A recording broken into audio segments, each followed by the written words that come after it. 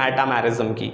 Metamerism की जरा definition लिखेंगे, compounds having same molecular formula, compounds having same molecular formula but different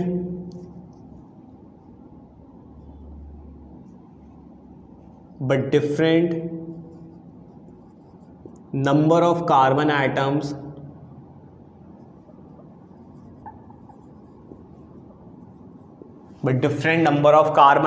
in either side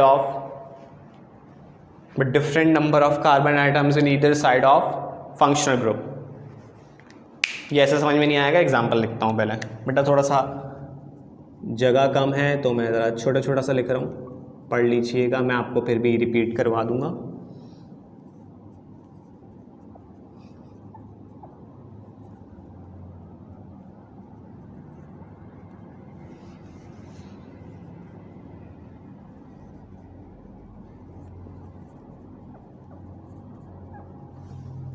बेटा इन दोनों में फंक्शनल ग्रुप एक ही है, देखिएगा यहाँ भी ऑक्सीजन है और यहाँ भी ऑक्सीजन है,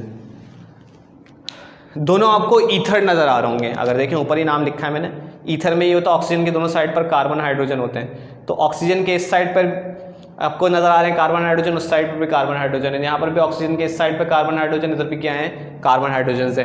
डिफरेंस क्या है बेटा, दोनों में ज़रा कार्बन काउंट करो, दोनों में 4 कार्बन नज़र आ रहे होंगे, ठीक है, दोनों के अंदर आपको 10 हाइड्रोजन नज़र आ रहे होंगे, 4 कार्बन 10 हाइड्रोजन और 1 ऑक्सीजन। फ़र्क क्या है, पहले मैं दोनों का नाम लिख दूं। बेटा इसका जो नाम होगा ना वो होगा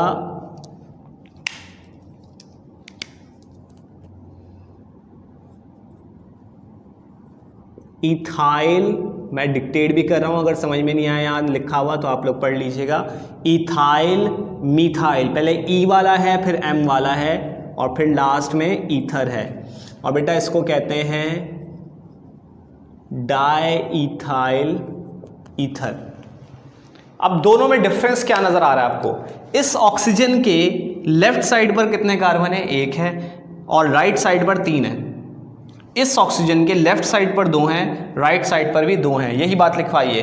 compounds having same molecular formula, दोनों में 4 कार्बन, दोनों में 10 हाइड्रोजन, दोनों में 1 ऑक्सीजन है, मॉलिक्यूलर फार्मूला सेम है। डिफरेंस क्या है बेटा, दोनों में जो फंक्शनल ग्रुप है, फंक्शनल ग्रुप इज ऑक्सीजन, उसके दोनों साइड्स पर number of carbon hydrogens different है। पहले वाले में ऑक्सीजन के लेफ्ट साइड पर 1 कार्बन है और राइट साइड पर 3 कार्बन हैं। इसी तरीके से दूसरे वाले में लेफ्ट और राइट दोनों में कितने कार्बन हैं, 2 कार्बन मौजूद हैं। तो ये आपके पास डिफरेंस आपके पास मौजूद है इसके अंदर।